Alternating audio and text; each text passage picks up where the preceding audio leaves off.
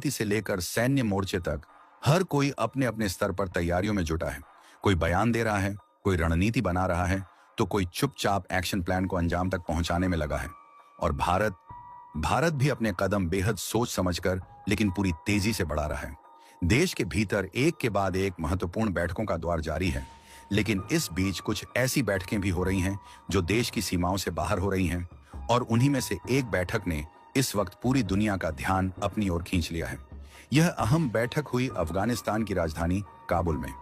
तालिबान शासन के बीच भारत ने अपने विदेश मंत्रालय के एक वरिष्ठ अधिकारी संयुक्त सचिव आनंद प्रकाश के नेतृत्व में प्रतिनिधिमंडल भेजा।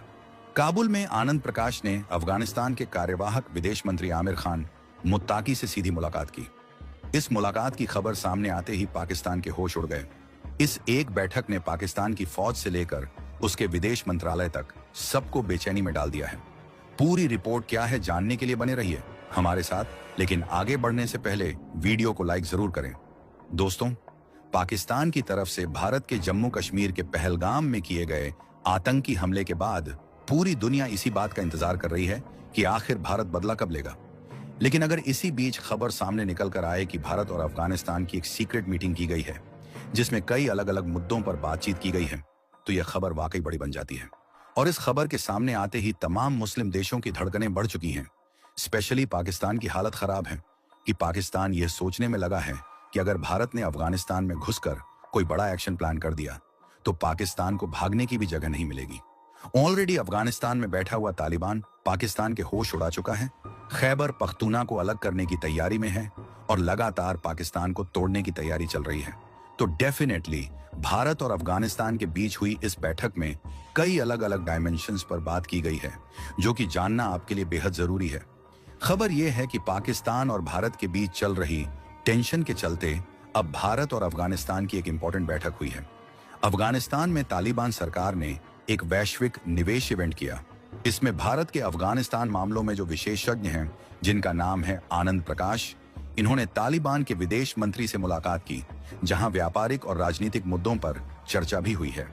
अफगानिस्तान ने भारत के साथ व्यापारिक निवेश की अपील की और यह मुलाकात भारत पाकिस्तान तनाव के लिए बेहद महत्वपूर्ण मानी जा रही है।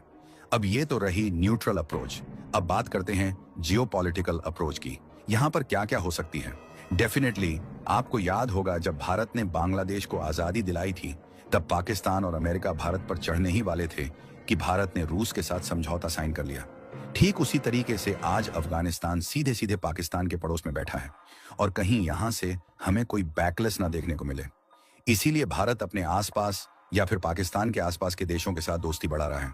हालांकि ईरान ने यहां पर बीच में कूदकर गलती कर दी, जहां पर इनके विदेश मंत्री कहते हैं कि हम चाहते हैं कि दोनों देशों को शांति रखनी चाहिए, और एक पोएट्री भी सुनाने की कोशिश की। लेकिन अब भी ये बात बताते हैं कि अफगानिस्तान तो पूरी तरीके से भारत के सपोर्ट में खड़ा हुआ है, लेकिन ईरान जिस तरीके से पाकिस्तान का साथ देने की कोशिश कर रहा है, इसके पीछे ना सिर्फ लालच है, बल्कि आज के आज अगर अमेरिका ईरान को लेकर बड़ा फैसला ले ले और ईरान पर किसी तरीके की बमबारी शुरू कर दी जाए, तो यह पाकिस्तान सीधे अमेरिका का साथ देना शुरू करेगा। क्योंकि पाकिस्तान के पास ना ही पैसा है ना ही रिसोर्सेज, तो यह अपना पैसा पाने के लिए किसी के पेट में भी घुसकर उसे तबाह कर सकता है। लेकिन शायद ईरान को यह बात समझ में नहीं आ रही, इसीलिए ईरान बीच बचाव करने में लगा हुआ है। लेकिन ईरान को भारत की तरफ से ऑफिशियली कुछ नहीं कहा गया है, लेकिन आने वाले समय में चाबहार पोर्ट खतरे में पड़ सकता है और यह बात ईरान को बहुत अच्छे से समझनी चाहिए। और अब फिर चलते हैं अफगानिस्तान। इस मुलाकात के दौरान भारत और अफगानिस्तान के बीच राजनीतिक और व्यापारिक मुद्दों को लेकर चर्चा की गई है। इसके साथ ही अफगानिस्तान ने भारत से अपने देश के व्यापारियों से निवेश की बात कही है। दोनों देशों के नागरिक आसानी से एक दूसरे के यहाँ आने जाने की इजाजत भी मिलनी चाहिए। कारोबारियों, बीमारों, छात्रों को और हर तरीके के वीजा प्रोसेस को आसान किए जाएं। लेकिन अफगानिस्तान को यहाँ पर इस बात की इंश्योरिटी देनी होगी कि इस रास्ते से कोई भी पाकिस्तानी भारत के अंदर ना घुसे। जिस तरीके से भारत सरकार ने 48 घंटे का टाइमर लगा करके उन्हें उनके देश भेजना शुरू कर दिया है, और अगर कोई गलती से भी रुक जाता है तो उसे 3 से 4 साल जेल में बिताना पड़ेगा। फिर चाहे वो औरत, बूढ़ा, बच्चा कोई भी हो, भारत सरकार को इससे फर्क नहीं पड़ता। जब यह हमला भारत के अंदर हुआ था, तब अफगानिस्तान की तरफ से भारत को फुल समर्थन दिया गया। अफगानिस्तान के सत्ता पर बैठी तालिबान सरकार के नेता सोहेल शाहीन ने पहलगाम हमले पर अपना बयान पाकिस्तान को आईना दिखाते हुए दिया। इस घटना के दोषियों को न्याय के कटघरे में लाते हुए सख्त से सख्त सजा मिलनी चाहिए। और यही अच्छे दोस्त का फर्क होता है। और यही एक अच्छे दोस्त का होता है। जिस तरीके से रूस ने कहा कि सबको कटघरे में खड़ा किया जाए, ठीक उसी तरीके से अमेरिका ने, इजराइल ने, सब ने कहा। लेकिन ईरान ने ऐसा नहीं कहा। ईरान बीच पड़ाव में लगा हुआ था और यही बात भारत को पसंद नहीं आई। फिलहाल अफगानिस्तान पूरी तरीके से भारत के साथ खड़ा है और अफगानिस्तान एक ऐसे लोकेशन पर है जो भारत की किसी भी तरीके से बहुत अच्छी मदद कर सकता है। और इन फ्यूचर भारत और अफगानिस्तान के साथ रिलेशन अच्छे बढ़ा रहा है। तो ये भी एक एस्पेक्ट हो सकता है कि इन फ्यूचर भारत जो बड़ी स्ट्रेटजी तैयार कर रहा है पाकिस्तान के खिलाफ, इसमें हम अपना पीओके वापस ले लें।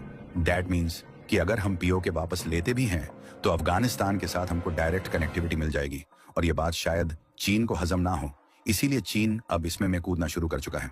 नेक्स्ट अपडेट यही है कि चीन किस तरीके से पाकिस्तान के साथ जुड़ने की तैयारी में है, क्योंकि चीन को शायद इस बात का अंदाजा हो चुका है कि अगर पीओके भारत ने ले लिया तो भारत की महंगाई एक झटके में खत्म हो सकती है। कैसे, पहले उसे समझते हैं, फिर आपको चीन का एंगल बताते हैं। देखिए, हमारा पीओके बहुत ही खूबसूरत होने के साथ साथ अफगानिस्तान को डायरेक्ट लैंड कनेक्टिविटी प्रोवाइड करता है। दैट मीन्स कि सेंट्रल एशिया, रूस, यहां से आने वाले तेल को हम एक डायरेक्टली पाइपलाइन के जरिए ला सकते हैं। सेम प्रोजेक्ट हमने पाकिस्तान के साथ भी शुरू किया था, जिसका नाम था तापी प्रोजेक्ट। और वो प्रोजेक्ट किसी भी तरीके से सक्सेसफुल नहीं हो पाया, क्योंकि इस आतंकी देश का कोई भरोसा नहीं है कि कब ये पाइप तोड़ के तेल चुराना शुरू कर दे। लेकिन अब जब डायरेक्टली कनेक्टिविटी भारत को मिलेगी, सस्ता तेल भारत में आएगा, पूरे देश की इकोनॉमी का काफी बड़ा हिस्सा इसी तेल पर डिपेंडेंट है, तो डेफिनेटली महंगाई कम होगी और इससे हमारा इंपोर्ट बिल घटेगा, तो हम उसका इन्वेस्ट कर पाएंगे अलग अलग सेक्टर्स में, and definitely that will be help of Indian GDP growth. और यह बात चीन को पसंद नहीं आ रही।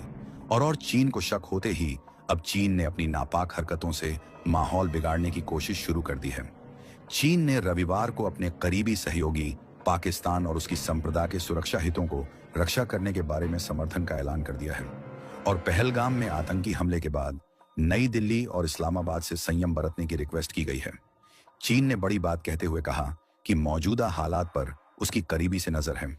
चीनी विदेश मंत्री वांग यी ने टिप्पणी की, 22 अप्रैल भारत में हुए आतंकी हमले के बाद भारत और पाकिस्तान के बीच बढ़ते तनाव से बहुत ज्यादा दिक्कत आ सकती है पूरे रीजन के अंदर, इसीलिए दोनों देशों को शांति बरतनी चाहिए। अब चीन का यह बयान आपको दो पहले दिए गए बयानों से मिलता हुआ नजर आएगा। पहला बयान कि सेम यही बयान यूनाइटेड नेशन की तरफ से दिया गया था कि हम बारीकी से नजर रख रहे हैं और कोई भी हरकत नहीं होनी चाहिए। और कुछ दिनों पहले ईरान ने भी सेम स्टेटमेंट दिया है। लेकिन भारत को कोई फर्क नहीं पड़ रहा। भारत बिल्कुल शांति से बैठा है और हम चाहते हैं कि शांति कुछ दिन और रहे, और यह तूफान से आने के पहले की शांति है। भारत के ऐसे ही वीडियोस पाने के लिए इस वीडियो को लाइक, चैनल को सब्सक्राइब जरूर करें। वंदे मातरम। भारत माता की जय।